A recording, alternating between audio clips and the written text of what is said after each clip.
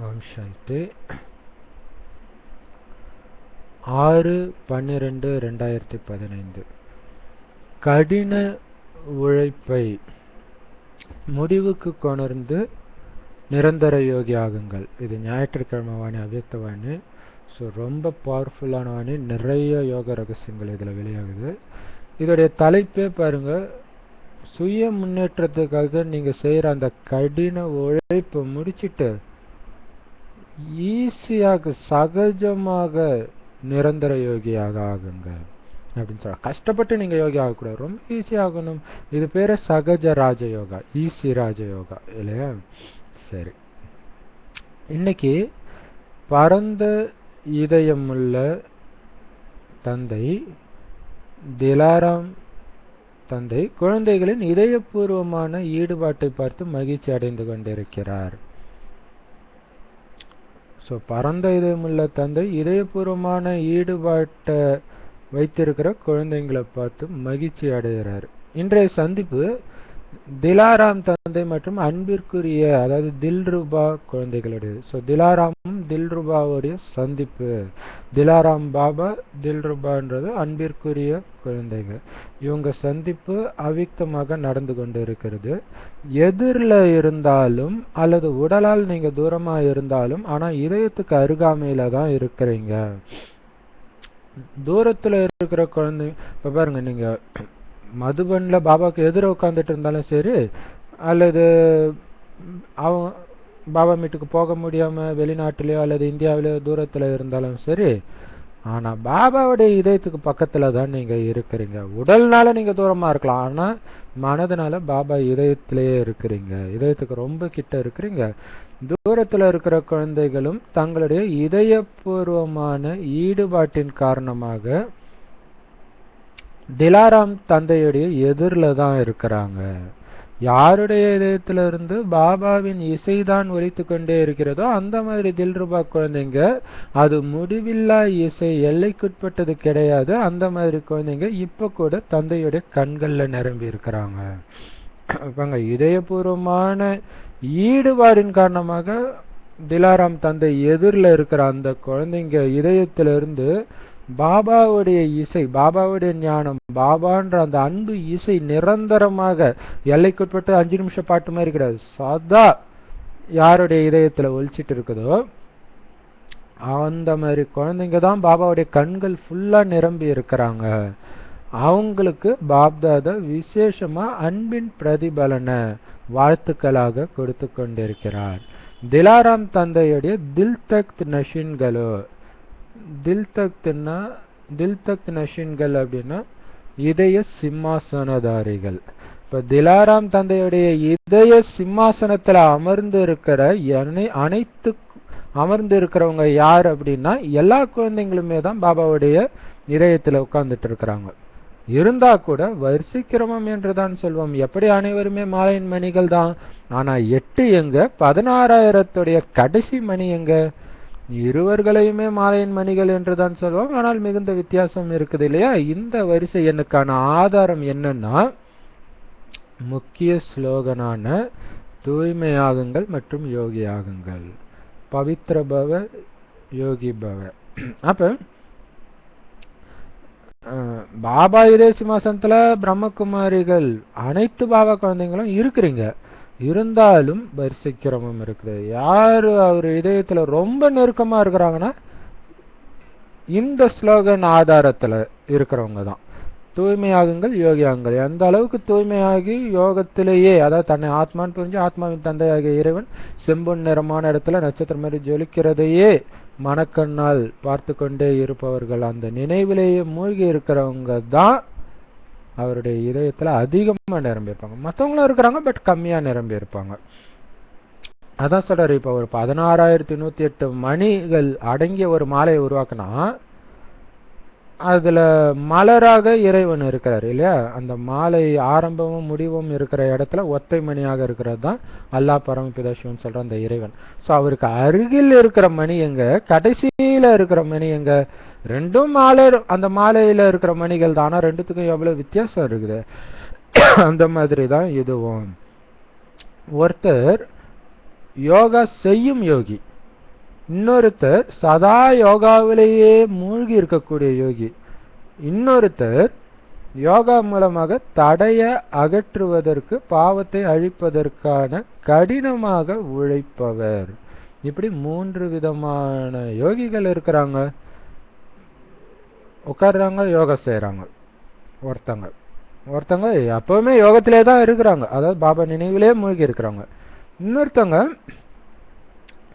யோகா மூலமாக தடை வந்துகிட்டே இருக்க, அதை அழிக்கிறதுக்காக கஷ்டப்பட்டு முயற்சி செஞ்சுட்டே இருக்கிறாங்க. எவ்வளவு உழைப்போ அந்த அளவு பலன் அடையிறாங்க. எப்படி இன்றைய நாட்கள்ல உலகத்துல ஒருத்தர் பூர்வ ஜென்மத்தின் பக்தியின் கணக்குப்படி செய்த உயர்ந்த காரியத்தின் ஆதாரத்தினால் எல்லைக்குட்பட்ட ராஜ்யத்தின் ஆஸ்தியை கடின உழைப்பு எதுவுமே இல்லாம அடைகிறார். ஆஸ்தியின் அதிகாரத்தினால பிராப்தி கிடைக்குது. இந்த காரணத்தினால ராஜ பதவியின் போதை இயல்பாகவே இருக்குது. நான் ராஜ்குமார் அல்லது ராஜா என்று நினைவு செய்ய வேண்டியதில்லை. இயற்கையான உணர்வு மற்றும் செல்வத்தின் பிராப்தி இருக்கிறது. இன்றைய நாட்களிலோ ராஜாக்கள் இல்லை. இது துவாபர யுக ஆரம்ப கால விஷயம், சதோகுண பக்தியின் காலத்தின் விஷயம். அந்த மாதிரி நம்பர் 1 குழந்தைங்க இயல்பாகவே யோகி வாழ்க்கையில் இருக்கிறார்கள். பிராப்தியின் களஞ்சியம் ஆஸ்தியின் ஆதாரத்தில் எப்பொழுதுமே நிரம்பி இருக்குது. இன்று சுகம் கொடுங்கள், இன்று சாந்தி கொடுங்கள் என்று உழைப்பதில்லை. எண்ணத்தின் பொத்தானை அழுத்தியவுடன் சுரங்கம் திறந்து விட்டது. எப்பொழுதும் நிரம்பியவர்களாக இருக்கிறார்கள், அதாவது யோகா நிறைந்தவர்களாக. யோகா எப்பொழுதுமே அவங்களுக்கு இருந்து கொண்டே இருக்குது நடுன்பாக சொல்றார். அப்ப இப்ப ஒருத்தங்க ராஜாவா பிறக்கிறாங்க அப்படின்னா பாபா சொல்லிருக்கார் கர்ம கணக்கின் விதிப்படி அதுக்கு முந்தைய ஜென்மத்துல அவரு நிறைய தான புண்ணியம் பண்ணியிருப்பார். அப்ப நிறைய பக்தி செஞ்சிருப்பார். அதோடைய பலனாக எல்லைக்குட்பட்ட ராஜா, அதாவது ஒரு பிறவிக்கு மட்டும் ராஜ குடும்பத்துல பிறகுறார். அப்ப பிறந்ததுக்கு அப்புறம் அந்த ராஜா வீட்டுல ஒரு குழந்தை பிறந்தாலே அந்த ஆஸ்திக்கு அதிகாரி இல்லையா? அப்ப தெரியும் இவ்வளவு செல்வமும் என்னுடைய செல்வம் தான் அப்படின்னு. இதனால என்ன ஆகுறாரு, நான் ராஜாவா ஆக போறேன் அல்லது ராஜாவா இருக்கிறேன் அப்படிங்கிற போது இயல்பா இருக்கும். நான் ராஜகுமாரு, நான் ராஜா அப்படின்னு அவங்க கஷ்டப்பட்டு நினைவு செய்ய வேண்டியதில்லை. இயற்கையான உணர்வு, செல்வத்தின் பிராப்தி எப்பவுமே இருக்குது. இதை எதை வச்சு சொல்றேன்னா, இப்ப ராஜாக்கள் கிடையாது, துவாபர யுக ஆரம்பத்துலதான் அப்படி தூய்மையான ராஜாக்கள் இருந்தாங்க, அந்த போதை இருந்துச்சு அப்படின்ட்டு அந்த காலத்து விஷயத்த சொல்றாரு. அதே மாதிரி இங்க இந்த 3 வகையான யோகி குழந்தைங்க சொன்னாரு. அதுல அந்த நிரந்தர யோகி சொன்னாரு, எப்பவுமே யோகத்துல மூழ்கிருக்காங்க. அவங்க எப்படின்னா, ரொம்ப கஷ்டம் வந்துச்சுன்னா போய் பாபா நினைவு செஞ்சு அந்த கஷ்டத்தை போக்கிக்கிறது, அது 3வது கேட்டகரி சொன்னார், கஷ்டப்பட்டு உழைக்கிறவங்க. இங்க எனக்கு இன்னைக்கு சுகம் கொடுங்க, சாந்தி கொடுங்கன்னு இந்த குழந்தைங்க நம்பர் 1 குழந்தைங்க கேட்கறது இல்ல. நான் சாந்தி கடல்னு எண்ணம்ன்ற சுவிட்சை போட்ட உடனே சாந்தியினால நிறைஞ்சிடுறாங்க. அந்த சுரங்கம் திறந்துடுது. சாந்தியின் சுரங்கம், அன்பின் சுரங்கம், ஆனந்தத்தின் சுரங்கம் திறந்துடுது. அதனால எப்பயுமே அவங்க நிரம்பியவர்களாக இருக்கிறாங்க. அதனால யோகா எப்பயுமே இருக்குது. அதை தேடி அதுக்காக எனக்கு கொடுன்னு அவங்க கேட்கறது கிடையாது. யாரு அப்ப இயல்பாக நான் பாபாவுடைய குழந்தைன்னா என்னுடைய அதிகாரம் இந்த ஆஸ்திகள், இந்த பொக்கிஷங்கள், அமைதி, ஆனந்தம் எல்லாம். அடுத்தது சொர்க்கத்துல ஸ்தூல பொக்கிஷங்கள் அது இருக்கவே இருக்குது. அது இல்லாம இப்பவே இந்த சக்திகள், குணங்கள் அனைத்தும் இயல்பாகவே இருக்குது. காரணம் யோகமும் இயல்பாக இருக்குது. அது நம்பர் 1 சார்ந்தவங்க. அடுத்தது 2ஆம் நம்பரை சார்ந்தவங்க யோகா செய்யறவங்க. அவங்க எப்படின்னா, இன்றைய நாட்களுடைய வியாபாரிகள் மாதிரி. எப்படி வியாபாரிகள் சில நேரம் அதிகமா சம்பாதிக்கிறாங்க சீசன் டைம்ல, சில சமயம் கம்மியா சம்பாதிக்கிறாங்க. அப்பவும் அவங்க கிட்ட பொக்கிஷம் இருக்குது, சம்பாதிக்கிறோன்ற அந்த போதை இருக்குது, குஷியும் இருக்குது. என்ன ஒண்ணு, நிரந்தரமா ஒரே சீரான நிலையில இருக்கிறது கிடையாது. நல்லா சம்பாதிக்கும் போது அப்படி ஒரு போதை, திடீர்னு பிசினஸ் டல் ஆகும்போது சோர்ந்து போயிடுறாங்க. அப்ப பார்த்தோம் என்றால் சில நேரம் மிக நிரம்பிய நிலையின் சொரூபம் இருக்கும், கூடவே சில நேரம் இப்பொழுது இன்னும் வேண்டும், இப்பொழுது இன்னும் வேண்டும் என்ற எண்ணம் கடின உழைப்பில் கொண்டு வந்துவிடும். எப்பொழுதும் நிரம்பியவராக, எப்பொழுதும் ஒரே சீராக அவங்க இருக்க மாட்டாங்க. எப்பொழுதும் தன்மேல் திருப்தியாக இருக்க மாட்டாங்க. இவங்களைத்தான் யோகா செய்யறவங்கன்னு சொல்றது. யோகா செய்பவர்கள் என்றால் துண்டிக்கப்படும் போது மீண்டும் இணைக்கிறார்கள். எப்படி அவங்க பிசினஸ் பண்றவங்களுக்கு நல்ல பிசினஸ் வந்தா போதையிலும் பிசினஸ் டல்லா இருக்கும்போது சோர்ந்தும் காணப்படுறாங்களோ, அதே மாதிரி இந்த யோகா செய்யற அந்த 2வது கேட்டகரி குழந்தைங்க சில சமயம் பார்த்தீங்கன்னா அப்படியே அன்பு அமைதி அதுல நிரம்பிய நிலையில இருக்கிறாங்க. சில நேரம் பார்த்தீங்கன்னா இன்னும் இது வேணும் அப்படின்னா என்ன அர்த்தம்? திருப்தியற்ற தன்மை, அமைதியற்ற தன்மை, சுகமற்ற தன்மை, அன்பற்ற தன்மையில மாட்டிக்கிறாங்க. அப்ப மீண்டும் இது வேணும்னு அது நிரப்புறதுக்காக கஷ்டப்பட்டு உழைக்க வேண்டியதா இருக்குது. அப்ப எப்பவும் நிரம்பிய தன்மை அவங்களுக்கு இருக்காது. அதனால ஒரே சீரான நிலையிலும் இருக்க மாட்டாங்க. அதனால தன் மேல எப்பவும் திருப்தியாக அவங்க இருக்க மாட்டாங்க. எப்பயாச்சும் திருப்தி இருக்கும், எப்பயாவது திருப்தி இல்லாம இருக்கும். அப்படி மாறி இருப்பாங்க. இவங்களதான் யோகா செய்யறவங்கன்னு சொல்றாங்க. அப்படின்னா என்ன அர்த்தம்னா, புத்தியோடைய இணைப்பு துண்டிக்கப்படும் போது மீண்டும் இணைக்கிறார்கள்.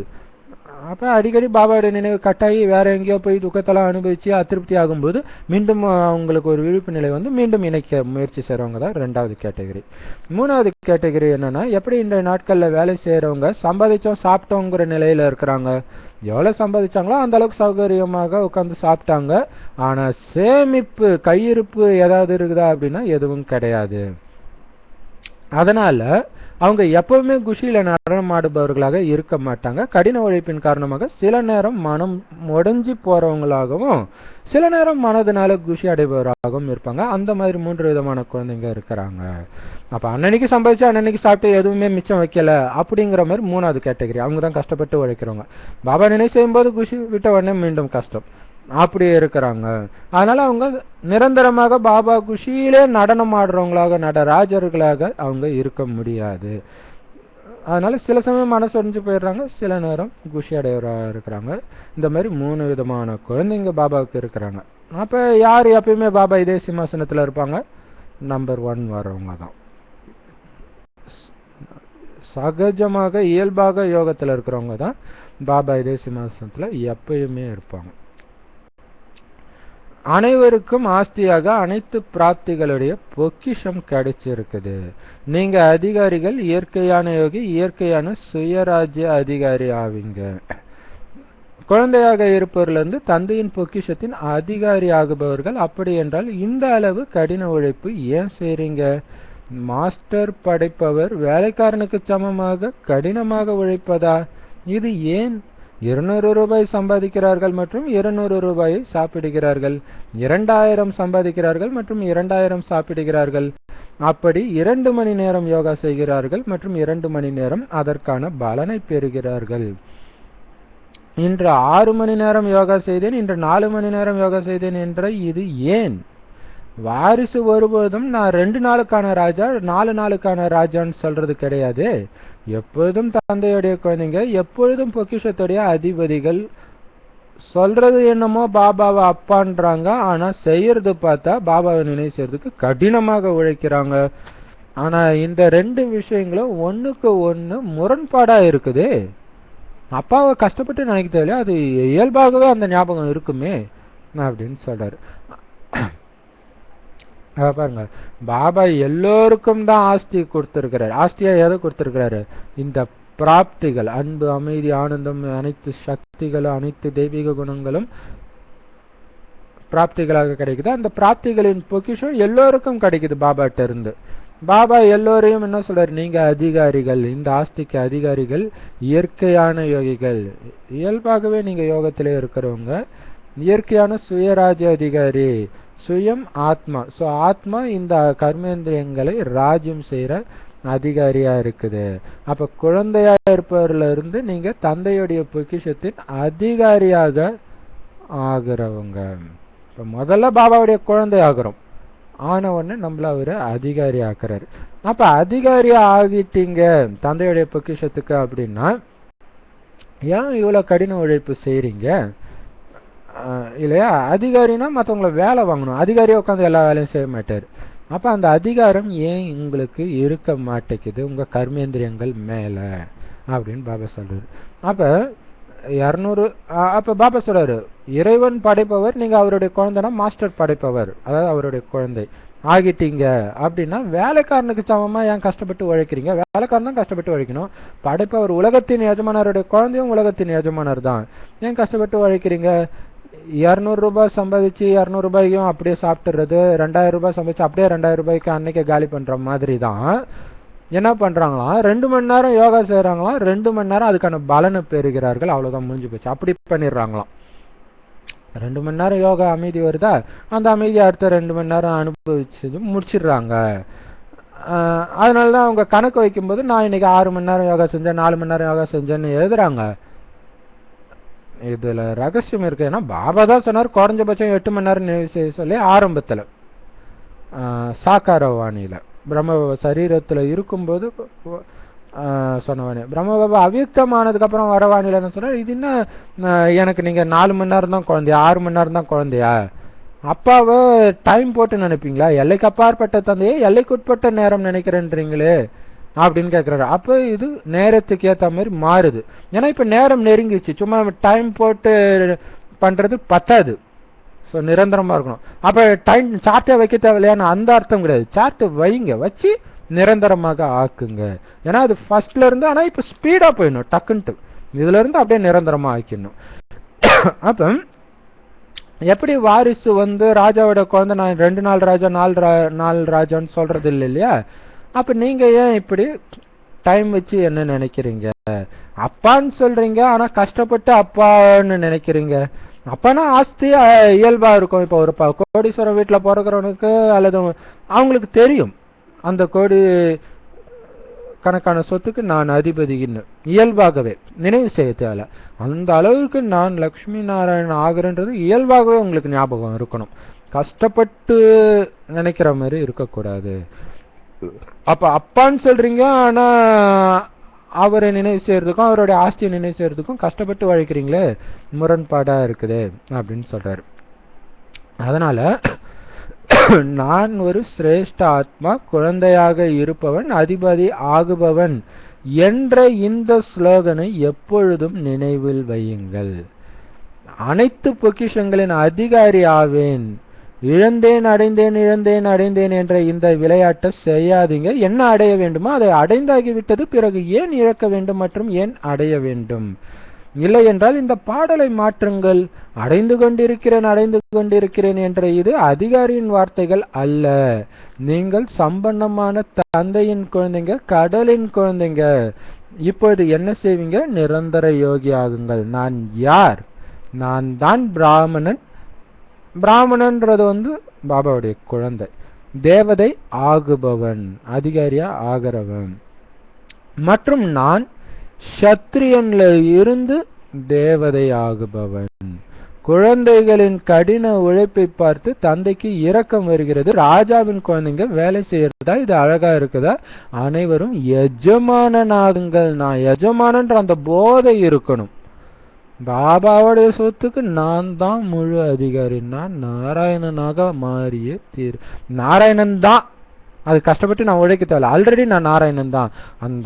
அந்த போதை இயல்பாக இருக்கணும் அப்படின்னு சொல்றாரு. அதுக்கு ஈஸியா ஞாபகம், அந்த போதை எப்பவுமே இருக்கிறதுக்கு ஈஸியா ஒரு வழி சொல்றாரு. எப்பவுமே நீங்க புத்தியில சதா இந்த எண்ணத்தை ஓட வைங்க, நான் உயர்ந்ததிலும் உயர்ந்த ஆத்மா. அதான் சிரேஷ்ட ஹிந்தியில சொல்றது. நான் உயர்ந்த ஆத்மா, இப்ப பாபா குழந்தையா இருக்கிறேன், பாபாவுடைய அனைத்து பொக்கிஷத்துக்கும் அதிபதி ஆகிறவன் நான் அப்படின்னு ஸ்லோகனை நினைவுல வைங்க. அப்ப அனைத்து பொக்கிஷங்களின் அதிகாரி நான். மற்றபடி திடீர்னு அதிகாரத்தை இழந்த, இந்த மாதிரி இழக்கிறது அடையிறது இந்த விளையாட்டை விளையாண்டுட்டு இருக்காதீங்க. எதை அடையணுமோ அதை நான் அடைஞ்சிட்டேன். உலகம் ஃபுல்லா எதை அடையணும்னு தெரியுதோ அதை நான் அடைந்தாகிவிட்டேன். பிறகு நான் ஏன் இழக்கணும், அதுக்கப்புறம் அடையணும் அப்படின்னா பாட்டு அடைங்க.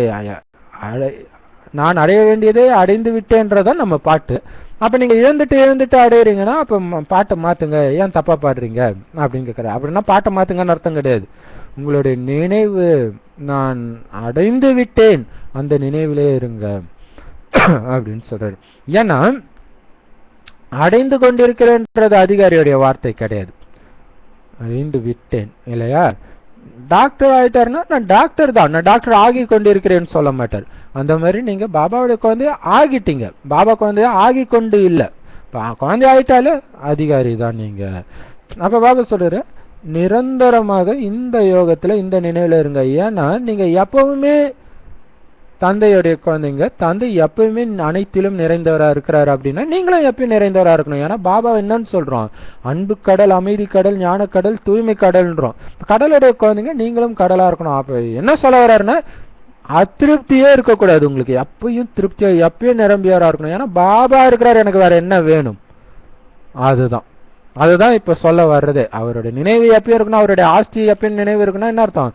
எப்பயும் நிரம்பியவராக இருக்கணும். எனக்கு இது வேணும் அப்படின்னா என்ன, ஒரு விஷயத்துல அதிருப்தியா இருக்கிறீங்கன்னு அர்த்தம். இது வேணும்னு நினைச்சீங்கன்னாலே நிரந்தர யோகியாக இல்லை அப்படின்னு சொல்றாரு. அப்ப நான் இப்ப பிராமணனா இருந்து நான் தான் தேவதை ஆகிறவன், சத்திரியன்ல இருந்து தேவதை ஆகுபவன். தேவதை அப்படின்னா ஆடாம அசையாம சதா குஷியா இருக்கிறவங்க. சத்திரியன்னா கொஞ்சம் கொஞ்சம் கடின உழைப்பு இருக்கிறது. சோ அதுல இருந்து நான் தேவதை ஆகிறவன் அப்படின்னு நீங்க சதா ஞாபகம் வச்சுக்கணும். பாபா அதை விட்டுட்டு நீங்க கஷ்டப்பட்டு உழைக்கிறீங்க இதை ஞாபகப்படுத்திக்கிறதுக்கே அப்படின்னா பாபாவுக்கு இரக்கம் வருது. இது அழகா இல்ல. ராஜாவுடைய குழந்தைங்க வேலை செய்யலாம கஷ்டப்பட்டு, அதனால எல்லோரும் எஜமானன் ஆகுங்க அப்படின்னு பாபா சொல்றார். சரி, இன்னைக்கு பார்ட்டிகளுடன் மட்டும்தான் சந்திக்கணும். ஆனா முரளி ஏன் கூறப்பட்டது? இதற்கும் ரகசியம் இருக்கிறது. இன்று அதிக மகாவீர் குழந்தைங்க பாப்தாதாவுடைய கவனத்தை ஈர்த்து கொண்டிருக்கிறார்கள்.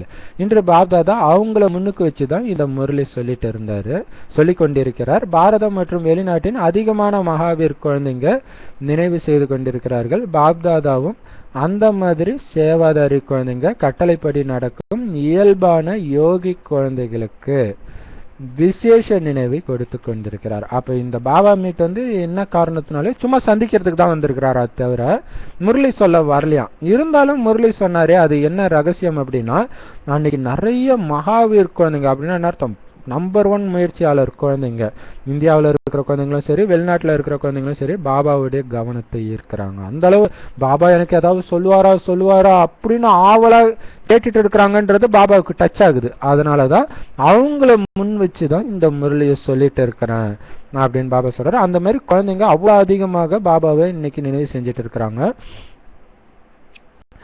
அந்த மாதிரி சேவையிலே மூழ்கி இருக்கக்கூடிய குழந்தைகளுக்கு பாபாவுடைய கட்டளை எதுவோ அதன்படி அப்படியே அந்த கட்டளையை பின்பற்றி நடக்கிற இயல்பான யோகி, இயற்கையாகவே பாபா நினைவிலே மூழ்கி இருக்கிற குழந்தைங்களுக்கு பாப்தாதா விசேஷமாக அன்பு நினைவுகளை கொடுக்கிறாரு. மதுபன் நிவாசி மற்றும் வெளிநாட்டு குழந்தைங்க யார் மிக அன்புடன் சாதக பறவையாகி முரளி கேட்பதற்கு எப்பொழுதும் அபிலாசை உள்ளவர்களாக இருக்கிறாங்களோ, அப்படின்னா என்ன அர்த்தம்னா, சாதக பறவை என்ன பண்ணும்னா கீழே இருக்கிற தண்ணியெல்லாம் குடிக்காதான், டைரக்டா மழையில இருந்து வர்ற தண்ணியை அப்படியே மேல போய் குடிக்குமா. ஸோ தூய்மையான தண்ணீர் தான் அதுக்கு பிடிக்கும். அந்த மாதிரி பாபாவுடைய குழந்தைங்களை ஏன் சாதக பறவைன்னு சொல்றாருன்னா, இப்ப பக்தி வேதங்கள், மனிதர்கள் வேதங்கள்லாம் நமக்கு பிடிக்காது. டைரக்டா இறைவன் வாய் வழியாக வர ஞானத்தை மட்டுமே நாம பருகி கொண்டிருக்கிறோம். அதனால்தான் சாதக பறவை. எப்படா பாபா இன்னைக்கு என்ன சொல்லுவாருன்னு அந்த முரளிக்காக ஏங்கிக்கிட்டு முரளி கேட்கறதுல அப்படி ஒரு அன்பும் ஆர்வமும் உள்ள குழந்தைங்களாக யார் இருக்கிறாங்களோ அவங்கதான் சேவைக்கு தகுதியானவங்களும். அந்த மாதிரி சேவைக்கு தகுதியான அன்பு நிறைந்த அன்பிலேயே பாபாவுடைய அன்பிலேயே மூழ்கி இருக்கிற குழந்தைங்களுக்கு பாப்தாதா விசேஷமாக அன்பு நினைவுகளை கொடுத்துக்கிட்டு இருக்கிறாரு. மதுபன் நிவாசி, அதாவது மதுபன்ல வசிக்கிற பாபா குழந்தைங்க, மதுபன்ல சரண்டர், மதுபன்ல தான் பாபா இந்த ஞானத்தை சொல்றாரு இல்லையா, அங்கேயே போய் சரண்டர் ஆன குழந்தைங்களும் மற்றும் யாரெல்லாம் பாபா சொல்ற இந்த முறையிலேயே சேர்லயும் உட்காந்து கேட்பாங்க, கீழே சேர் கிடைக்காதவங்க கீழே உட்காருவாங்க. அந்த மாதிரி யாரெல்லாம் கீழே உட்காந்துட்டு இருக்கிறாங்களோ அவங்க கீழே உட்காந்துட்டு இல்ல, ஆனா பாபாவுடைய கண்களின் எதிரில் இருக்கிறாங்க.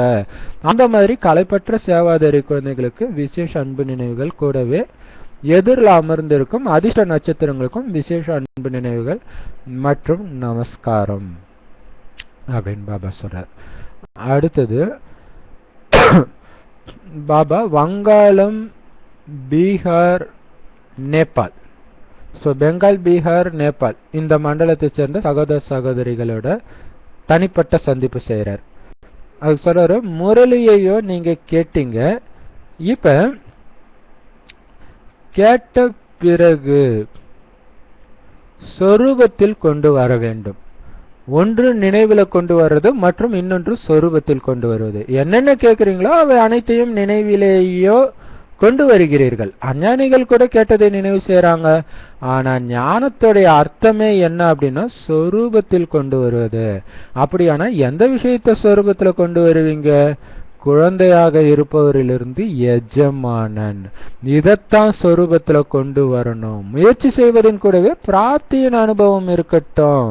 இப்பொழுதோ முயற்சி செய்யறவங்க பிராப்தி எதிர்காலத்துல கிடைக்கும், அப்படியா கிடையாது.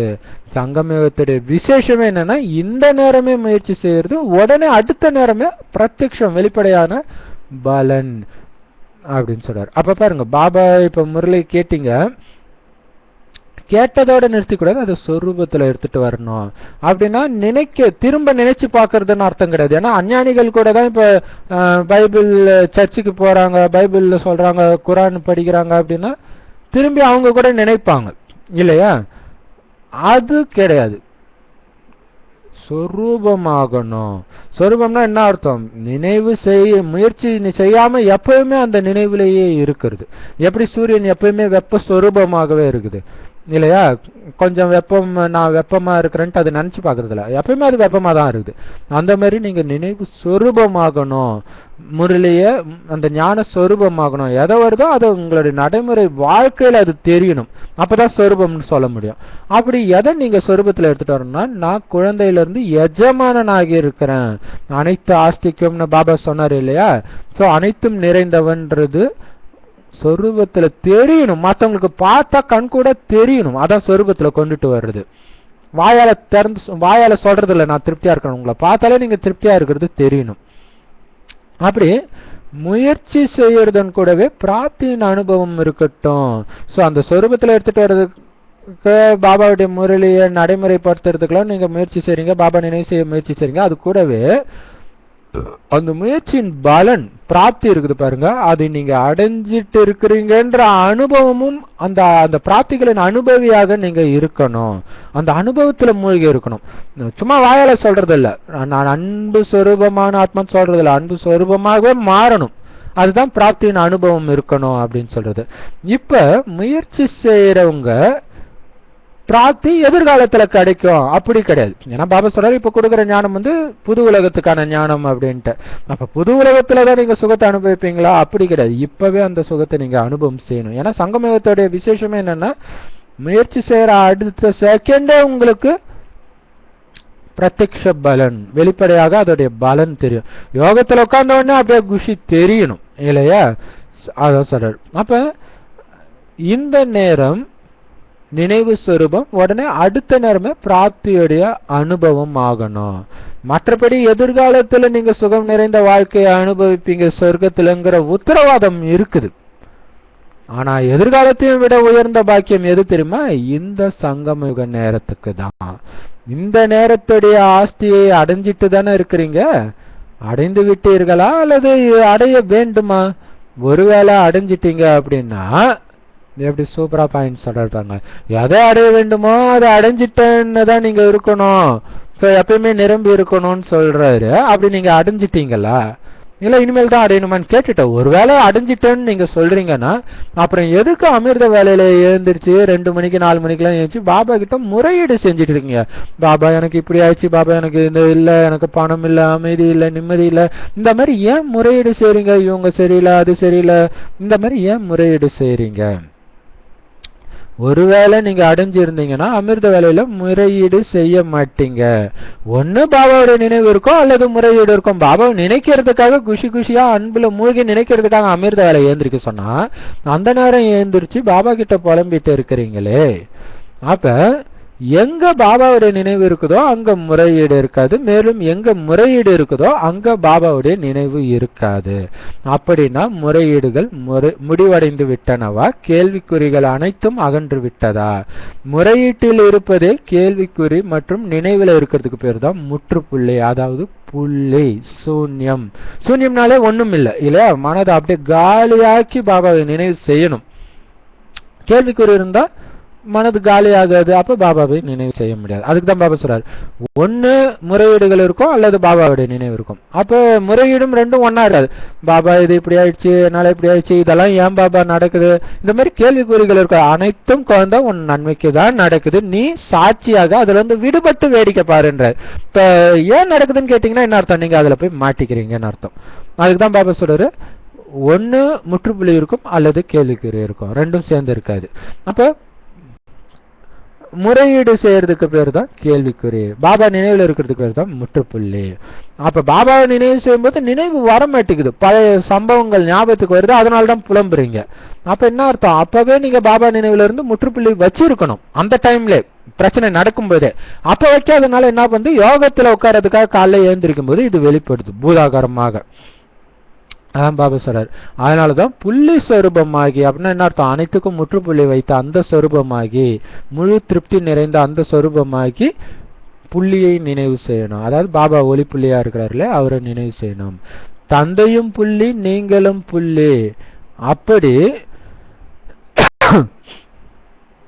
பரிவர்த்தன பூமியில் ஏதாவது விசேஷ பரிவர்த்தனை அவசியம் நீங்க செய்யணும். பரிவர்த்தனை பூமின்றது மதுபண்ண சொல்றாரு. ஏன்னா அங்கதான் நரகத்தை சொர்க்கமாக மாத்திர சேவைக்கான ஞானத்தை இறைவன் அல்லாஹ் பரம்பிதா சிவன் அந்த ஒரே இறைவன் கொடுத்துட்டு இருக்கிறார். சோ அது பரிவர்த்தனை பூமியா இருக்குது. அங்க பாபாவை நேர்ல பாக்குறதுக்காக போறோம் இந்த பாபா மீட்டுன்ட்டு. இப்ப கூட டிசம்பர் 31 வருது, ஸோ நியூ இயருக்கானது. அப்ப அங்க நீங்க போறீங்க அப்படின்னா ஏதாவது ஒரு விசேஷ பரிவர்த்தனை அவசியம் செய்யணும். பரிவர்த்தனை அப்படின்னா மாற்றம், ஹிந்தி வார்த்தை பரிவர்த்தன். அப்ப உங்களுக்குள்ள சுய மாற்றமும் அவசியம் செய்யணும். பரிவர்த்தனை பூமிக்கு வந்துட்டீங்க, உங்களை பரிவர்த்தனை செய்யணும் இல்லையா, அவசியம் செய்யணும். ஏதாவது ஒரு விஷயமாவது மாற்றம் செய்யணும், அசுர குணத்துல தெய்வீக குணமாக மாற்றணும். இப்ப நீங்க இந்த முறையீடு செய்யறத விட்டுட்டு இயல்பான யோகி ஆகி செல்லணும். பாபா இருக்கிறார், பாபா நினைவுல எதா இருந்தாலும் அவர் பாத்துக்கார். எதை பத்தியும் நான் கேட்க விரும்பல, எந்த பிரச்சனை பத்தியும் நான் கேட்க விரும்பல. அப்படி இயல்பான யோகி ஆகி செல்லணும். முறையீட்டுலதான் குழப்பம் இருக்கும், குஷி இருக்காது. அப்படி தந்தை கிட்ட இருந்து குஷியின் பொக்கிஷத்தை நீங்க பெறணும், குழப்பத்தை இல்ல. குழப்பமும் குடும்ப தந்தையின் பொக்கிஷமாக இருந்தது. அப்ப பாருங்க, முறையீட விட்டீங்கன்னா தான் பாபாவுடைய நினைவு எப்பயும் இருக்கும். பாபாவுடைய நினைவு எப்பயும் இருந்தாதான் குஷி இருக்கும். அப்ப பாபா கிட்ட நீங்க குஷியை தான் அடையணும், குழப்பத்தை அடையக்கூடாது. ஏன்னா குழப்பத்தை கொடுக்கிறவர் எல்லைக்குட்பட்ட தந்தை, இந்த சரீரத்தின் தந்தை தான் குழப்பத்தை பொக்கிஷமா உங்களுக்கு கொடுத்திருந்தார். இப்ப அந்த பொக்கிஷங்கள்லாம் அழிஞ்சிருச்சு, குழப்பம் ஏற்படுத்துறது எல்லாம். ஏன்னா குடும்ப உறவுகள் எல்லாம் முடிஞ்சிருச்சு அப்படின்னா முறையீடுகளும் முடிஞ்சிருச்சு. எவ்வளவு சூப்பரான வாணி பாத்தீங்களா. குடும்பம்னு இருந்தா தானே பிரச்சனை இருக்கும். நீங்க குடும்பத்தை விட்டு, அதாவது குடும்பத்துல இருந்தா கூட புத்தியினாலே எல்லா அனைத்து உறவுகளையும் துண்டிச்சுட்டு பாபா ஒருத்தரோட மட்டும் இணைச்சிருக்கிறீங்க அப்படின்னா முறையீடுகள் முடிஞ்சிச்சு. அவங்க இப்படி இருக்கிறாங்க அப்படி இருக்காங்க, எப்படி இருந்தா என்ன, அதுக்கும் உங்களுக்கும் எந்த தொடர்பும் இல்லை தானே. அப்ப நீங்க கவலைப்படுறீங்க. ஆன்மீக தந்தை மற்றும் ஆன்மீக ஆஸ்தி, இது ரெண்டு தான் உங்களுடைய புத்தியில இருக்கணும். அப்படி முறையீடுகளின் பட்டியல் முடிவடைஞ்சிருச்சு தான் இல்லையா. ஆன்மீக தந்தை கொடுக்கிற ஆன்மீக ஆஸ்தி குஷி, குஷி நிறைந்த வாழ்க்கை. அப்படின்னா முறையீடுகளுடைய பட்டியல் முடிஞ்சிருச்சு தானே. அதாவது எல்லைக்குட்பட்ட குடும்ப உறவுகள், அந்த பந்தனங்கள் எல்லாம் முடிஞ்சிருச்சு தானே. கீழ்த்து எரிந்து விட்டீர்களா அப்படின்னு கேட்கிறார். அந்த முறையீடுகள் பட்டியல் லிஸ்ட கீழ்ச்சி எரிஞ்சிட்டீங்களா.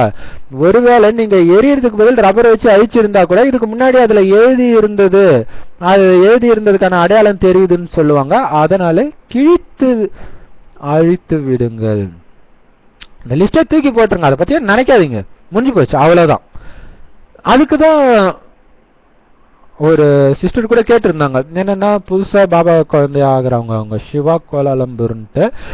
அந்த சிஸ்டர் என்ன கேட்டாங்க அப்படின்னா, பாபா ரூம் அவ்வளவு ஒரு புனிதமான இடமா இருக்குது, அப்படி ஒரு நல்ல வைப்ரேஷன் இருக்கு. ஆனா பிரதர் சொல்றாரு, உங்களுடைய குறைகள் கவலைகள்லாம் எழுதி போட சொல்றாரு, அதை நம்ம மறந்து நிம்மதியா இருக்கிறோம், அதையா மறுபடியும் ஞாபகப்படுத்தி அந்த புனிதமான இடத்துலயா இது நம்மளுடைய குப்பையை சேர்க்கணும் அப்படின்னு கேட்டிருந்தாங்க. அதுக்கு பாபா என்ன சொல்றாருன்னா, அந்த லிஸ்ட் ஏற்கனவே மைண்ட்ல டிஸ்டர்ப் பண்றதான் நீங்க எழுதுவீங்க இல்லையா. எது கவலைன்ட்டு இருக்குதோ அதை தான் எழுதுங்க, இப்ப இருக்கிறதான் எழுதுங்க. ஸோ எழுதி பாபாட்டு போட்டீங்கன்னா எரிச்சிட்டீங்கன்னு அர்த்தம். அங்க அவங்க படிச்சுட்டு, அதாவது பாபா நினைவுல இருந்து எரிச்சிடுவாங்க. அப்ப படிக்கூட மாட்டாங்க. அப்ப பாபா நினைவுல இருந்து எல்லாத்தையும் எரிச்சிடுவாங்க. அப்ப பாபா கிட்ட ஒப்படைச்சிட்டாங்கன்னு அர்த்தம். சோ அந்த மாதிரி நீங்க அது ஏன் அந்த பாக்ஸ்னா அதுல போட்டீங்கன்னா எரிச்சிட்டீங்கன்னு அர்த்தம். அப்ப நீங்க லேசாயிடுங்க. அதனால கிழித்து அழித்து விடுங்கள். சேவைக்காக நேரம் கொடுங்கள். எதுவரை நீங்க தயாராகலையோ அதுவரை ராஜ்யம் வருவதில் காலதாமதம் ஆகிறது. அதனால இந்த வீண் விஷயத்துல மாட்டிக்கிட்டீங்கன்னா இப்ப சேவைக்கு நேரம் இல்ல. ஏன்னா இந்த கவலை, ஐயோ எனக்கு இது சம்பாதிக்கணும், அதை பண்ணணும், குழந்தைய படிக்க வைக்கணும், இந்த மாதிரி இதுலயே உங்களுடைய நேரம் போகும். அதெல்லாம் பாபா பாத்துக்குவார். நீங்க நிமித்தத்துக்காக சும்மா கொஞ்சம் கொஞ்சம் அப்படி காரியம் செய்வீங்க. பாபா எதை சொல்ற, அதனால சேவைக்கு நேரம் ஒதுக்குங்க. உங்களுடைய புத்தி தெளிவாக இருந்து நீங்க முற்றுப்புள்ளி வச்சு அனைத்தும் தெளிவாக இருந்தாதான் சேவைக்காக நேரத்தை கொடுக்க முடியும். எதுவரை நீங்க இந்த மாதிரி முறையீடுகளுக்கு முற்றுப்புள்ளி வச்சு தயாராகலையோ, சேவை செய்யறதுக்கு நேரத்தை ஒதுக்க முடியலையோ, அதுவரை ராஜ்யம் வருவதில் காலதாமதம் ஆகும் தான். ஏன்னா நீங்க பிரஜைகளை உருவாக்கினாதானே ராஜ்யம் உருவாகும். வெறும் நீங்க மட்டும் போய் ராஜ்யம் பண்ண முடியாது, பிரஜைகளும் உருவாகணும். அப்ப அதுக்கு சேவை செய்யணும். சேவைக்காக ஏதாவது புதிய திட்டத்தை உருவாக்கி இருக்கிறீங்களா? விதவிதமாக இப்படி சேவை செய்யலாம், இப்படி நோட்டீஸ் அடிக்கலாம், இந்த இடத்துல போய் சேவை செய்யலாம், இந்த மாதிரி ஒரு ஃபங்க்ஷன் வைக்கலாம், இந்த மாதிரி ஏதாவது திட்டம் உருவாகி இருக்குதா? மகா யஜ்யத்தில அனைவரும் சேவை செஞ்சீங்க இல்லையா? பிராமணர்களின் கூட்டம் கூடுவது ஆஜராவதே சேவைதான். இது ஒன்றும் குறைஞ்ச விஷயம் கிடையாதுதான். சரியான நேரத்தில் ஆஜராகிறது, எவர் ரெடியாக இருக்கிறது, சகித்து கொள்ளும் சக்தியை கடைபிடிக்க வேண்டும் என்ற லட்சியத்தை வைக்கிறது, இவைகளும் பதிவேட்டில் சேமிப்பாகுது. பின்பு இறுதி முடிவோடு இதன் தொடர்பு இருக்கிறது. எப்படி இன்றைய நாட்கள்ல 3 மாதங்கள் 6 மாதத்துக்கு ஒரு தடவை பரீட்சை வைக்கிறாங்களே, டேர்ம் எக்ஸாம். பிறகு அனைத்து பரீட்சைகளின் மதிப்பெண்களை இறுதியில வைக்கிற அந்த ஃபைனல் எக்ஸாமோட ஒன்னு சேர்த்து முடிவை வெளியிடுகிறார்கள். அப்படி என்னென்ன பிராமணர்களின் உயர்ந்த காரியம் இப்ப நடக்குதோ அதுல நீங்க சகயோகியாக ஒத்துழைப்பு, சகயோகம்னா ஒத்துழைப்பு, அப்ப சகயோகி ஆகிறது. இதுக்கும் உங்களுக்கு மதிப்பெண் இருக்குது. அந்த மதிப்பெண்கள் கடைசி நேர முடிவு, ஃபைனல் டெஸ்ட் பேப்பருடைய முடிவுக்காக இப்ப சேமிப்பாகி இருக்குது. சகித்து கொண்டீங்க, உடல் மனம் பணத்தை பாபாவுடைய சேவையில ஈடுபடுத்துறீங்க அப்படின்னா அடைந்தீர்கள்னு அர்த்தம். இப்ப எந்த அளவுக்கு ஈடுபடுத்துறீங்களோ அந்த அளவுக்கு பல கோடி மடங்கு உங்களுக்கு திரும்பி அடைய போறீங்க. சோ பாபாவுடைய கட்டளைக்கு ஏற்றபடி செஞ்சீங்கன்னா இதுக்கும் மதிப்பு சேமிப்பாகுது. அதனால நீங்க ஒரு சேவையில மகா யஜ்யத்துல மட்டும் வந்தீங்கன்னு நினைச்சுக்காதீங்க. ஆனா இறுதி முடிவுக்கான மதிப்பெண்கள் சேமிப்பாகிட்டு இருக்குது. அப்படின்னா இதுவும் சேவையாக ஆச்சு இல்லையா அப்படின்னு பாபா சொல்றாரு. அப்ப பாருங்க, அப்ப சேவைக்காக நேரத்தை ஒதுக்குங்க. திட்டம் என்ன தீட்டி இருக்கிறீங்க. மற்றபடி கூட்டாக மற்றவங்க வைக்கிற சேவையில நீங்க சும்மா நின்னீங்கன்னா கூட அதுவே பெரிய சேவைதான் சொல்றார். ஏன்னா அது கரெக்டா அந்த நேரத்துக்கு வர்றது, எந்த சேவை செய்யறதுக்கும் தயாரா இருக்கிறது, எந்த நேரமும் தயாரா இருக்கிறது. அப்ப சகித்து கொள்ளும் சக்தியை நான் கடைபிடிச்சுங்க. சேவை செஞ்சா கண்டிப்பா டெஸ்ட் பேப்பர் வந்தே தீரும். அப்ப சகித்து கொள்ளும் சக்தியின் மூலமாக தான் பலருடைய அந்த குணாதிசயங்கள், சுபாவ மோதல்கள் இருந்து நீங்க அனைத்தையும் பொறுத்துக்கணும். அப்ப சகித்து கொள்ளும் சக்தியை நான் கண்டிப்பா கடைபிடிப்புன்ற லட்சியம் வைக்கிறது. சோ இந்த மூணுமே உங்களுடைய பதிவேடு ரெஜிஸ்டர்ல சேமிப்பாகுது. சோ கடைசி நேர டெஸ்ட் பேப்பர் மார்க்கோட சேர்த்து இதுவும் சேரும். சோ இப்ப நீங்க உடல் மனம் பொருள்னால செய்யற சேவைக்கு உண்மையான அர்த்தம் என்ன அப்படின்னா பின்னாடி சேர்த்து வைக்கிறீங்க, சேமிப்பாயிட்டு இருக்குது அப்படின்னு அர்த்தம். சோ சேவையில உங்க மனம் பொருள் எண்ணங்களை ஈடுபடுத்துறீங்க அப்படின்னா அடையிறீங்கன்னு அர்த்தம் அப்படின்னு சொல்றார். சரி, அப்ப இது அப்ப நீங்க ஒன்னும் பண்றது என்னது, ஒரு யஜ்யத்துக்கு ஒரு ஃபங்க்ஷனுக்கு நீங்க போறீங்கன்னு அர்த்தம் இல்ல, அங்க சேமிப்பாகுதுன்னு அர்த்தம். அதனால இதுவும் ஒரு சேவை ஆயிடுது. அப்ப சேவைக்கான பலன் கண்டிப்பா உண்டு இல்லையா? அதனால இந்த செய்தியை, பாபாவை பற்றிய அறிமுகத்தை, நரகம் முடிஞ்சு சொர்க்கம் வருதுன்ற இந்த நல்ல செய்தியை நாலாபுறங்களிலும் பலமாக ஒலிக்க வைக்கிறது கூட சேவையின் ஒரு பாடம். சேவையில் அநேக சொரூபங்கள் இருக்கின்றன. சேவையில பலவிதமாக இருக்குது இல்லையா? நடத்தையின் மூலமாக பாபா வெளிப்படுத்துறது ஒரு சேவை, இப்ப நிறைய இன்டர்நெட் மூலமாக அந்த மாதிரி சேவை நடந்துட்டு இருக்குது. சோ இது பல ரூபங்கள் இருக்குது சேவையில. அப்ப எல்லோரும் சேர்ந்து பாபாவுடைய செய்தி நாலாபுறமும் பரப்புறதும் சேவையில ஒரு பாடம் தான். அப்படி இந்த மாதிரி ஒன்றாக கூடி கூட்டமாக செய்தி நாலாபுறங்களிலும் மிக சத்தமாக ஒலிக்க செய்யறதும் சேவையாகும். பரிவாரத்தை பார்த்து குஷி ஏற்பட்டதுதான் அல்லவா பரிவாரம் அப்படின்னா. அது ஹிந்தி. பரிவாரம்னா குடும்பம். நம்மளுடைய குடும்பம் ஆன்மீக குடும்பம். அப்ப இந்த பாபா குழந்தைங்க ஒவ்வொருத்தரும் நம்மளுடைய சகோதர சகோதரிகள். ஏன்னா எல்லாருடைய அப்பாவும் அல்லாஹ் பரம்பிதா சிவன் சொல்ற அந்த ஒரே இறைவன். அப்ப நமக்கு எவ்வளவு குஷி ஏற்படுது. நம்மளுடைய குடும்பம் இவ்வளவு பெருசா இருக்கு. எத்தனை சகோதர சகோதரிகளை பாத்தீங்க. இவ்வளவு பெரிய குடும்பம் ஒருபோதும் எந்த யுகத்திலும் யாருக்குமே கிடையாது. இதுவோ ஒரு எடுத்துக்காட்டாக இருந்தது. முழு பரிவாரமும் இல்லைதான் இல்லையா. முழு பரிவாரத்தையும் ஒன்றாக கூட்டினோம் என்றால் முழுமையான டெல்லியை நம்முடையதாக ஆக்க வேண்டியதாக இருக்கும். அபுவில் ஒன்றாக எல்லா பாபா குழந்தைங்களும் ஒன்னா வர வச்சோம் அப்படின்னா அபு ரோடு ரயில்வே ஸ்டேஷன் வரைக்கும் நம்முடையதாக ஆக்க வேண்டியதாக இருக்கும். அதாவது என்ன அர்த்தம், அந்த அளவுக்கு குடும்பம் நிக்கிறதுக்கு இடம் பத்தாது. 33 கோடி தேவதை ஆத்மாக்கள் உருவாகிட்டு இருக்கிறாங்க இல்லையா. சோ அத்தனை பேரும் வரல. அப்பவே இவ்வளவு பெரிய கூட்டமா இருக்குதுன்னு போது குஷியா இருக்குது. இப்ப இவ்வளவு பெரிய குடும்பம் வேற எந்த யுகத்திலேயும் யாருக்குமே இருந்தது கிடையாது.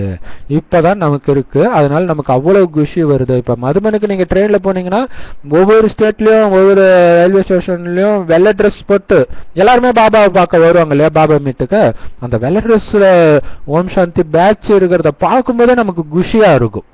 நம்ம பரிவாரம் நம்மளுடைய குடும்பத்தை சார்ந்தவங்க அப்படின்றதுனால.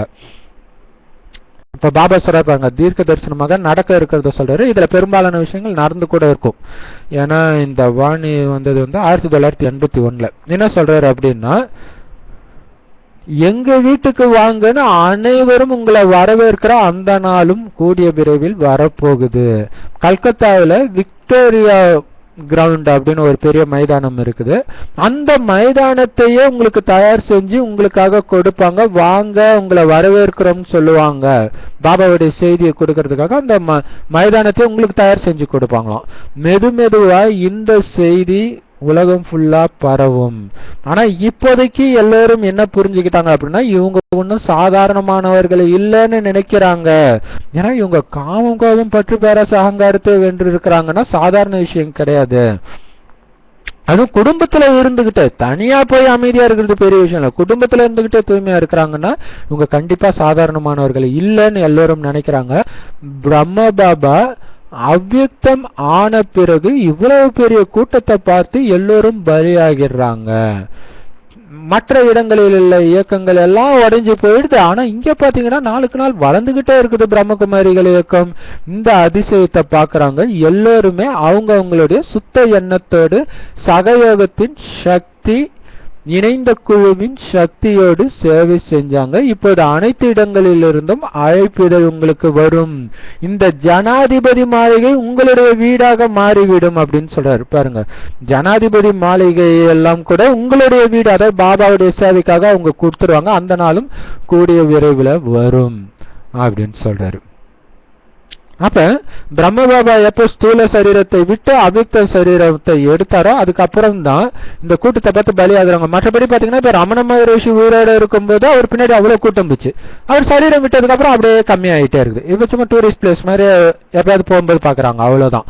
நான் அதே மாதிரி ராகவேந்திரர் எல்லாருக்குமே பாத்தீங்கன்னா அது உடஞ்சுக்கிட்டே தான் வருது.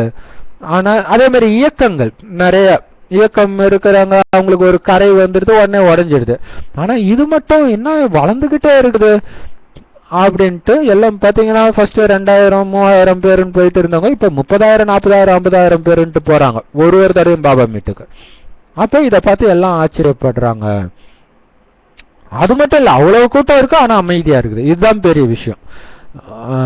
மற்றபடி கூட்டம் இருக்கிற இடம் நிறைய இடத்துல இருக்குது, ஆனா அங்க அமைதி இருக்காது. இங்க அப்படி ஒரு அமைதி இருக்குது. இந்த அதிசயத்தை பாக்குறாங்க. சோ இந்த அதிசயம் எதனால நடந்துச்சு அப்படின்னா, உங்களுடைய சேவை. எப்படிப்பட்ட சேவை? உங்களுடைய சுத்த எண்ணங்களினால நீங்க செய்த மனதால் சேவையும் சகயோகம் கொடுக்கக்கூடிய சக்தி, அந்த இணைந்த குழுவுடைய சக்தி, அனைவரும் ஒருவருடைய வழியில நடக்கிறோம், பாபாவுடைய புத்தி தான் என்னுடைய புத்தி, என்னுடைய மனதை நான் யூஸ் பண்ணல அப்படின்னு தியாகம் செஞ்சு சேவை செஞ்சீங்க பாத்தீங்களா, அந்த குழுவுடைய சக்தியின் மூலமாக தான் இப்படி அதிசயம் நடக்குது. இன்னும் போக போக அனைத்து இடங்கள்ல இருந்து உங்களுக்கு அழைப்புதல் விழும், எங்க இடத்துல வந்து நீங்க சேவை செய்யுங்க அப்படின்ட்டு. அப்ப இந்த ஜனாதிபதி மாளிகை கூட உங்கள் வீடாக மாறிவிடும். பாபா சொல்லிட்டால, சினிமா தியேட்டர், கல்யாண மண்டபம் எல்லாமே, சர்ச்சு, மசூதி எல்லாமே பாபா வீடா மாறிடும். ஏன்னா எல்லாரும் கொடுத்துறாங்க, இறைவன் இங்கதான் வராரு தெரிஞ்சிடும். சரி, ரெண்டாவது பாயிண்ட். சோ முதல் பாயிண்ட்ல நிறைய விஷயங்கள் பாபா சொல்லிருக்காரு. ரெண்டாவது, தன்னை எப்போதும் இதய சிம்மாசனத்துல, பாபாவுடைய இதய சிம்மாசனத்துல அமர்ந்திருப்பவராக நினைக்கிறீங்களா? இந்த இதய சிம்மாசனம் முழு கல்பத்திலுமே இந்த சங்கமேகத்தை தவிர வேற ஒருபோதும் உங்களுக்கு அல்லது வேற யாருக்குமே கிடைக்க முடியாது. இதய சிம்மாசனத்துல யார் உட்கார முடியும்? யாருடைய இதயத்துல எப்பவுமே ஒரே ஒரு திலாராம் தந்தை நிறைஞ்சிருக்கிறாரோ, ஒரு தந்தையை தவிர வேற யாருமே இல்லை என்ற நிலையில இருப்பவர்களுக்கான ஸ்தானம் தான் பாபாவுடைய இதய சிம்மாசனம். அப்படின்னா நீங்க எந்த ஸ்தானத்துல இப்ப இருக்கிறீங்க? ஒருவேளை பாபாவுடைய இதய சிம்மாசனத்தை விட்டுடுறீங்க அப்படின்னா தூக்கு மேடைக்கு சென்று விடுகிறீர்கள். பல ஜென்மங்களுக்காக மாயாவின் தூக்கில் மாட்டிக்கொள்கிறீர்கள். இருந்தால் தந்தையின் சிம்மாசனம், அந்த சிம்மாசனத்தை விட்டு இறங்குனீங்க அப்படின்னா மாயாவுடைய தூக்கு மேடை. அப்படின்னா நீங்க எங்க இருக்கணும்? எப்பவும் ஒரு தந்தையை தவிர வேற யாருடைய நினைவும் உங்களுக்கு வரக்கூடாது. தன்னுடைய உடலின் நினைவும் கூட வர வேண்டாம். ஒருவேளை உடலுடைய நினைவு வந்துச்சு அப்படின்னா உடலோட சேர்த்து உடலுடைய உறவுகள், உடலுடைய அப்பா அம்மா, கணவன் மனைவி, இந்த மாதிரி உறவுகள் ஞாபகம் வரும், பொருட்கள் ஞாபகம் வரும், பழைய உலகமே அனைத்துமே ஒண்ணுக்கு பின்னாடி ஒன்னாக உங்களுக்கு ஞாபகம் வர ஆரம்பிச்சிடும்.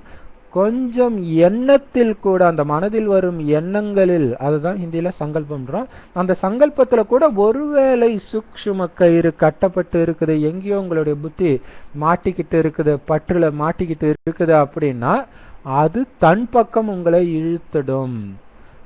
அப்ப தன் பக்கம் அது இழுத்துச்சுன்னா என்ன அர்த்தம்? மாயாவுடைய தூக்கு மேடைக்கு வந்துட்டீங்க. இப்ப பாபாவுடைய இதய சிம்மாசனத்துல இருக்க முடியாது. அதுக்குதான் பாபா சொல்றாரு, எப்பயும் இதய சிம்மாசனத்திலே இருங்க. ஏன்னா கல்பம் ஃபுல்லா கிடைக்காத சிம்மாசனம் பாபாவுடைய இதயம்ன்றது.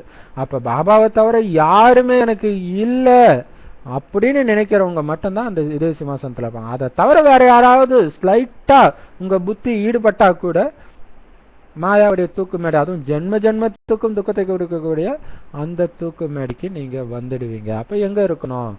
ஸோ சூக்ஷ்ம கயிறு கூட கட்டப்பட்டு இல்லாம எல்லாத்தையும் அறுத்து எறிங்க, இல்லாட்டினா அது உங்க பக்கம் இழுத்துடும். அதனால எண்ணம், சொல், செயல்ல எந்த ஒரு சூக்ஷ்ம கயிறும் இருக்க வேண்டாம். எப்பவுமே விடுபட்டு இருங்க. பாபா இருக்கார், பாபாக்காக நான் இதை செய்யறேன், அவ்வளவுதான். மத்தவங்க என்ன சொல்றாங்க என்ன செய்றாங்க அதை பத்தி எனக்கு கவலை இல்லை. கேட்டும் கேட்காம இருங்க, பார்த்தும் பார்க்காம இருங்கன்னு சொல்றாரு இல்லையா? அதுக்கு பேர் தான் எப்பயும் விடுபட்டு இருக்கிறது. அப்பொழுதுதான் மற்றவர்களையும் உங்களால விடுவிக்க முடியும். ஏன்னா இது என்ன சேவை? துக்கம் நிறைந்த உலகத்துல மாட்டிக்கிட்டு இருக்கிற மனிதர்களை துக்கத்துல இருந்து விடுவிக்கிற சேவை. அப்ப உங்களுடைய புத்தி வேற எங்கேயாவது இருந்தா நீங்களே துக்கத்துல மாட்டிக்குவீங்க. அப்புறம் எப்படி மற்றவங்களை விடுவிக்க முடியும் இல்லையா? ஏன்னா நம்ம பாருங்க, எல்லாத்துல இருந்தும் எண்ணம், சொல், செயல்ல அனைத்து சூக்ஷ்ம கயிறுல இருந்தும் நீங்க விடுபட்டு இருந்தாதான் மற்றவங்களையும் அந்த கயிறுகள்ல இருந்து விடுவிக்க முடியும். ஏன்னா இன்னைக்கு முழு உலகமும் மாயாவுடைய வலையில மாட்டிக்கிட்டு துடிச்சுக்கிட்டு இருக்குது. அவங்கள இந்த மாய வலையில இருந்து மீட்பதற்காக முதல்ல சுயம் தான் விடுபட வேண்டும். சூக்ஷ்ம எண்ணத்தில் கூட பந்தனம் இருக்க வேண்டாம். இது என்னது, இவங்க என்னுடையவங்க, இவங்க எனக்கு பிடிச்சவங்க, இவங்க எனக்கு பிடிக்காதவங்க, இந்த மாதிரி எந்த விதமான பந்தனமும் இருக்கக்கூடாது. விருப்பம் இருக்கக்கூடாது, வெறுப்பம் இருக்கக்கூடாது. பாபா பாபா பாபா முழுக்க முழுக்க என்னுடைய அனைத்து உறவு, எனக்கு அப்பாவும் பாபா தான், அம்மாவும் பாபா தான், சகோதரன் பாபா, கணவன் பாபா, இப்படி அனைத்து உறவுகளையும் அவர்கிட்ட மட்டும்தான் இருக்கணும். அப்பதான் மற்ற பந்தனம் எண்ணத்துல கூட இருக்கக்கூடாது. எந்த அளவுக்கு நீங்க பந்தனமற்றவர்களாக இருக்கிறீங்களோ அந்த அளவு தன்னுடைய உயர்ந்த நிலையில், அந்த லேசான நிலையில் பாபாவுடைய இதய சிம்மாசனத்திலே நிலைத்திருக்க முடியும். ஒருவேளை பந்தனம் இருந்துச்சு அப்படின்னா நீங்க உயர்வா இருக்க விரும்பினா கூட கீழே வந்துடுவீங்க. எவ்வளவு பெரிய விஷயம் பாருங்க. அதுக்காக தான் பற்றுல அனைத்துல இருந்தும் விலகி இருங்க. காமம், கோபம், பற்று, பேராசை, அகங்காரம், இந்த 5 விகாரத்துல ஒரு துளியாவது என் மேல பட்டு இருக்குதா அப்படின்னு நீங்க செக் பண்ணிக்கிட்டே இருக்கணும். புத்தியில இது வந்திருக்குதா, வரலதானே செக் பண்ணிக்கிட்டே இருக்கணும். சரி, அப்படி வந்துடுச்சு அப்படின்னா நீங்க உயர இருக்கணும்னு நினைச்சாலும் புத்தி அங்க இருக்காது, கீழே வந்துடும். மீண்டும் மீண்டும் அந்த நினைவே வரும், பாபா நினைவு வராது. அப்ப பாபா இப்படி வந்துடுச்சுன்னு முறையீடு பண்ணுவீங்க. முதல் பாயிண்ட். சரி, 3வது பாயிண்ட், நீங்க அனைவரும் உங்களை இந்த உலகத்துக்குள்ள அனைத்து ஆத்மாக்கள் இருந்தும் தேர்ந்தெடுக்கப்பட்ட உயர்ந்த ஆத்மாக்கள்னு நினைக்கிறீங்களா? சுயம் தந்தையே என்னை தன்னுடையவராக ஆகி இருக்கிறார் அப்படின்னு நினைக்கிறீங்களா? முழு உலகத்துல இருந்து தந்தை எவ்வளவு குறைந்த ஆத்மாக்களை தேர்ந்தெடுத்துக்கிறாரு. மேலும் அந்த குறைந்த ஆத்மாக்கள்ல கூட நான் உயர்ந்த ஆத்மா ஆவேன்.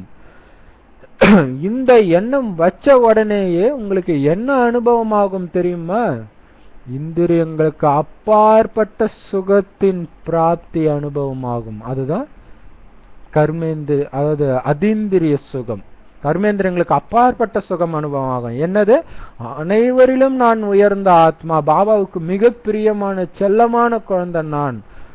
என்ன சுயம் பகவானே தேர்ந்தெடுத்திருக்கிறாரு. கோடியில சிலரை தேர்ந்தெடுத்துக்கிறாங்க, அந்த சிலரிலும் நான் மிக உயர்ந்தவன் அப்படிங்கிற எண்ணம் வைங்க. வச்சீங்கன்னா அதீந்திரிய சுகம் ஏற்படும். அந்த மாதிரி அனுபவம் செய்றீங்களா? இந்திரியங்களுக்கு அப்பாற்பட்ட சுகத்தின் அனுபவம் ஆகுதா, அல்லது கேட்டு மட்டும் இருக்கிறீங்களா? நடைமுறையில அனுபவம் இருக்குதா, அல்லது ஞானம் மட்டும் இருக்குதா? ஏன்னா ஞானம் என்றால் அறிவு, அறிவின் அர்த்தமே அனுபவத்தில் கொண்டு வருவது. கேட்பது, கூறுவது அது வேற, ஆனா அனுபவம் செய்யறதுன்றது வேற. இந்த உயர்ந்த ஞானம் அனுபவம் நிறைந்தவராக ஆகிறதுக்கான ஞானம். இப்ப பாருங்க, அப்ப இந்த அதீந்திரிய சுகம் அனுபவமாகுதா, இல்ல அதீந்திரிய சுகம்னு பாபா சொல்லியிருக்கிறாரு, கேள்விப்பட்டிருக்கிறான், ஆனா அது என்னன்னு தெரியல, அப்படி இருக்கிறீங்களா? நடைமுறையில அனுபவம் இருக்குதா, அல்லது இந்த ஞானம் மட்டும்தான்? அதீந்திரிய சுகம்னா பாபா சொல்றாரு அப்படின்ட்டு சும்மா ஞானம் தான் இருக்குதா அப்படின்னு கேட்கிற. ஏன்னா ஞானம்னாலே என்ன அர்த்தம்னா அறிவு. அறிவுடைய அர்த்தமே அனுபவத்துல கொண்டுட்டு வர்றதுன்னு அர்த்தம். அப்ப மற்றபடி கேட்கறது, சொல்றது அது எப்பவுமே தான் செஞ்சிட்டு இருக்கிறோம். ஆனா அனுபவத்துல எடுத்துட்டு வர்றதுதான் இந்த ஞானத்துடைய விஷயம். இந்த உயர்ந்த ஞானம் உங்களை அனுபவம் நிறைந்தவராக ஆக்குறதுக்கானது. மற்றபடி நீங்க துவாபர யுகத்துல தொடங்கி பக்தி செய்யும் பொழுதுல இருந்து அநேக விதமான ஞானத்தை கேட்டு இருக்கிறீங்க, நீங்களும் சொல்லியும் இருக்கிறீங்க. எதை அரைக்கல்பமா செஞ்சீங்களோ அதை இப்பவும் செஞ்சீங்கன்னா அது ஒன்றும் பெரிய விஷயம் கிடையாது. அப்ப பாபாவோட ஞானத்தை படிச்சு அதை மற்றவங்களுக்கு சொல்றது பெரிய விஷயம் இல்லை. அதை அனுபவத்துல சொரூபத்துல எடுத்துட்டு வர்றதுதான் பெரிய விஷயம். இது புது ஞானம்.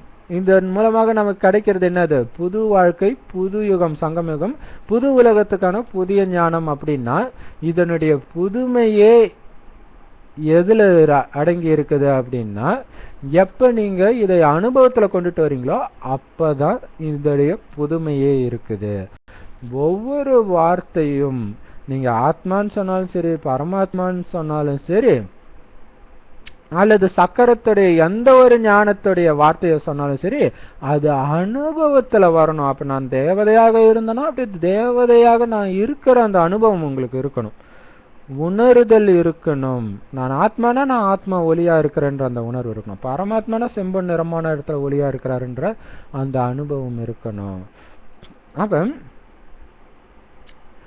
உணர்தல், அந்த உணரணும், அதுதான் அனுபவம். நான் ஒரு ஆத்மா என்ற இந்த அனுபவம் இருக்கணும், பரமாத்மாவுடைய அனுபவம் இருக்கணும். இதத்தான் புதுமைன்னு சொல்றது.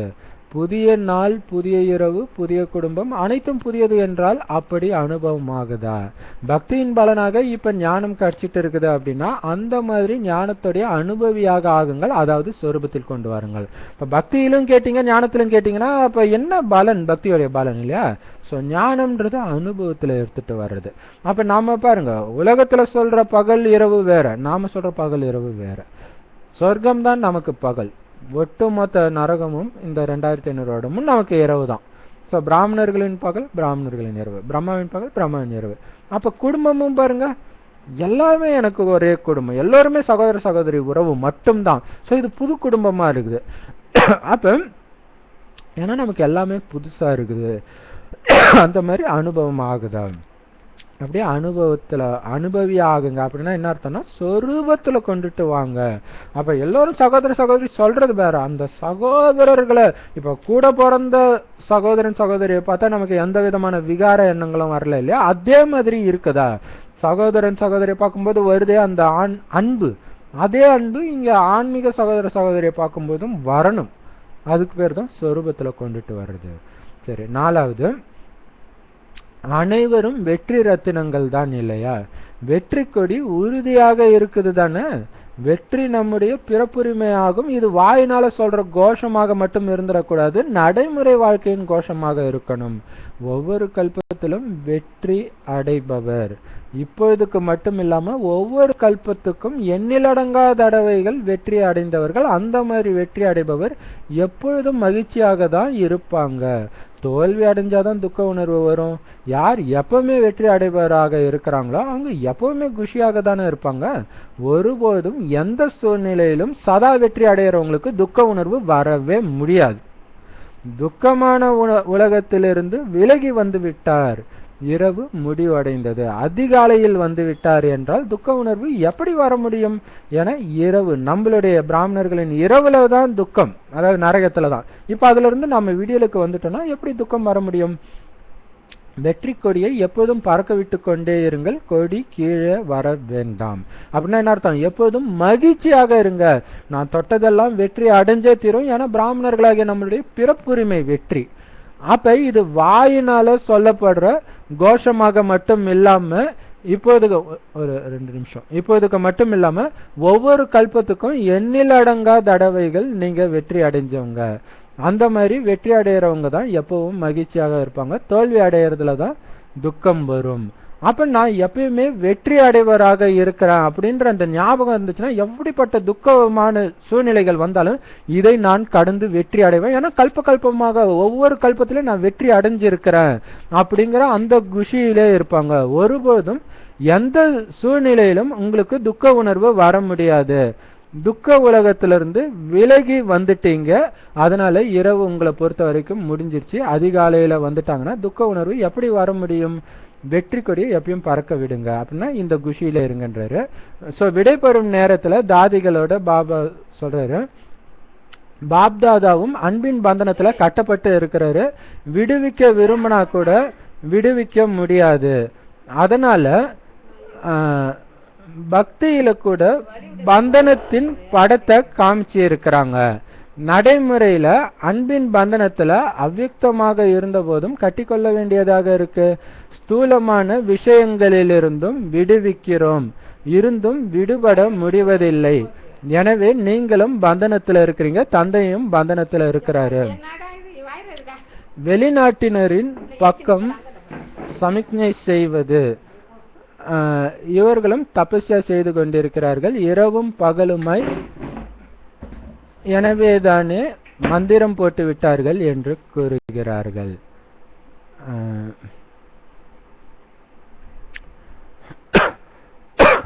அப்ப பாருங்க, விடை பெறும் நேரத்துல தாதிகளோட சந்திப்புல பாபா என்ன சொல்றாரு அப்படின்னா, பாபா கூட பாபா குழந்தைங்க அன்புல கட்டி போட்டு வச்சிருக்கிறாங்க பாபாவையே. அப்ப விடுவிக்க விரும்பினா கூட விடுவிக்க முடியாது. அதனால்தான் பக்தியில கூட பந்தனத்தின் படத்தை காமிச்சிருக்கிறாங்க. அப்ப ஏன் சிவன் அனைத்து பந்தனத்துல இருந்தும் நம்மளையே விடுவிக்கிறவர், ஆனா அவரை பாத்தீங்கன்னா சிவன், பார்வதி, பிள்ளையார், முருகன் குடும்பத்தோட இருக்கிற மாதிரி பந்தனத்துல இருக்கிற மாதிரி காட்டுறாங்க. அப்ப நடைமுறையில அன்பின் பந்தனத்துல அவ்யக்தமாக இருந்த போதும் கூட கட்டிக்கொள்ள வேண்டியதாக இருக்கிறது. ஸ்தூலமான விஷயங்கள்ல இருந்து விடுவிக்கிறோம், இருந்தும் விடுபட முடிவதில்லை. எனவே நீங்களும் பந்தனத்துல இருக்கிறீங்க, தந்தையும் பந்தனத்துல இருக்கிறாரு அப்படின்னு சொல்ற. அப்ப பாருங்க, பாபா நம்மள அனைத்துல இருந்தும் விடுவிச்சுட்டு தான் இருக்கிறாரு, இருந்தாலும் நாம அதுல போய் மாட்டிக்கிறோம். அதே மாதிரி பாபா சொல்றாரு, நானும் அதே மாதிரி குழந்தைகள் அன்புல நானும் கட்டப்பட்டு இருக்கிறேன் அப்படின்னு சொல்றாரு. அதனால நீங்களும் பந்தனத்துல மாட்டிட்டு இருக்கிறீங்க, நானும் உங்களோட பந்தனத்துல மாட்டிட்டு இருக்கிறேன்.